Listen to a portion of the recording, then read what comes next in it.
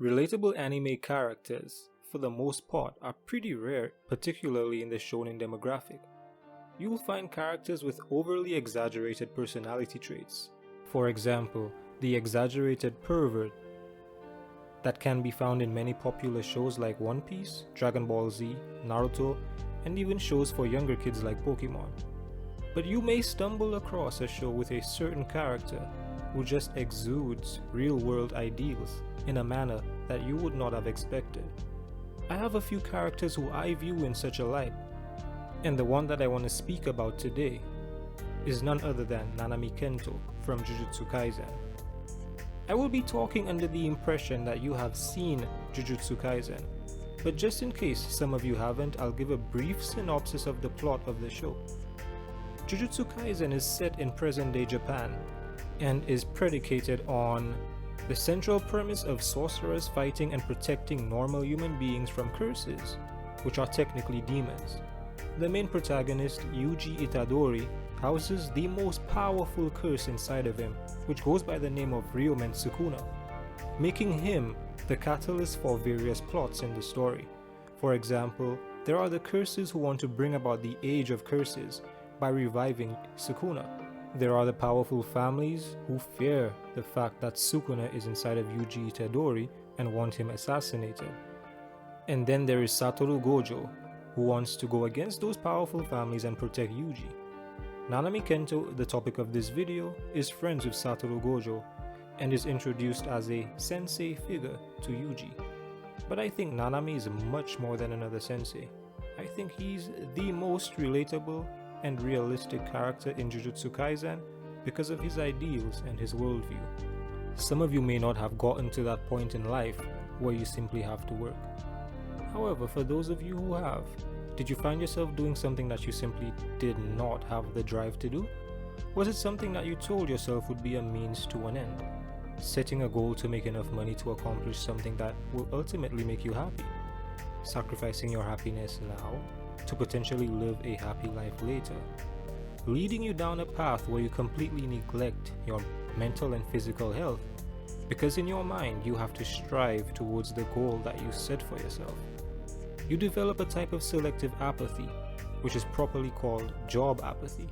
You become a robot, an emotionless chunk of flesh simply doing what he or she needs to do in order to survive. Nanami epitomizes such an individual in Jujutsu Kaisen. He started off at Jujutsu High, the school for sorcerers, but left because he didn't like being a sorcerer. He went on to become an employee, or a salaryman as he is called in the show. Like many in the workforce today, Nanami wanted to follow the financial independence, retire early plan, where he would earn enough money to live a comfortable lifestyle in a country with a low cost of living. But along this journey, Nanami's resolve to continue making the rich get richer gradually reduced. Physically, he looked out of it. He began to question himself and his purpose for living. Was it only money that he needed? Or did he need something to truly make him feel alive? Oftentimes we get caught up in thinking that money is the true means to our fulfillment. You work, you earn, and you ultimately live happily ever after. It is what society has taught us for decades. But what about being fulfilled during the years that you spend earning? How about the small things, like putting a smile on a stranger's face, or just receiving a simple yet genuine thank you? When should these things begin to matter? Is it 7 to 10 years in the future after you first got employed, or should you begin living with a concrete purpose now? Nanami gives us an answer in this scene. He worked a thankless sales job where his only motivation was money and the perception of future happiness.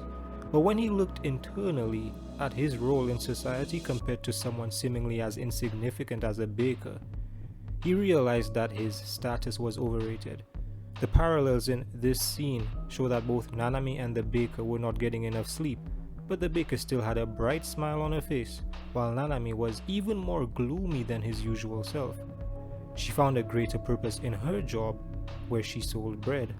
something so underappreciated yet so important to the average man, while Nanami was employed to do something which is appreciated by way of the amount of money that he gets paid, but is devoid of soul.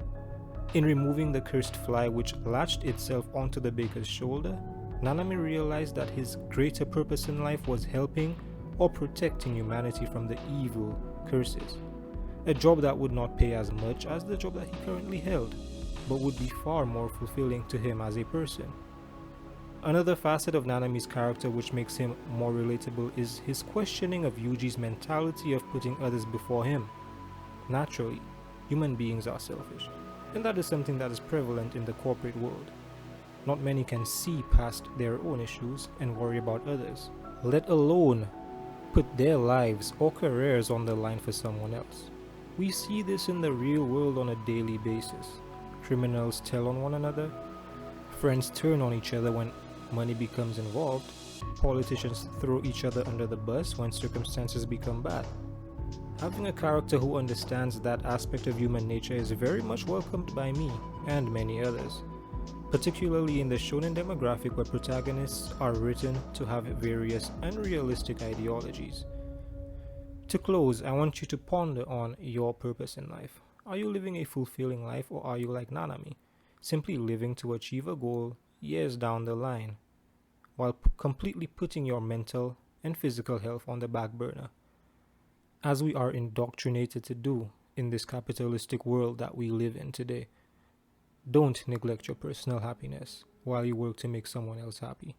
Live and be happy yourself. Spend time with your family and do something that will make you feel alive. Thank you for watching the video. If you would like more anime content, please feel free to subscribe and turn on the notification bell. And consider becoming part of a small Discord of anime YouTubers where we all come together and help each other grow as YouTubers, make better videos and such. And hopefully in the future we collaborate. So if that's something that you're interested in, please feel free to join the Discord. Thank you for watching. Have a great day.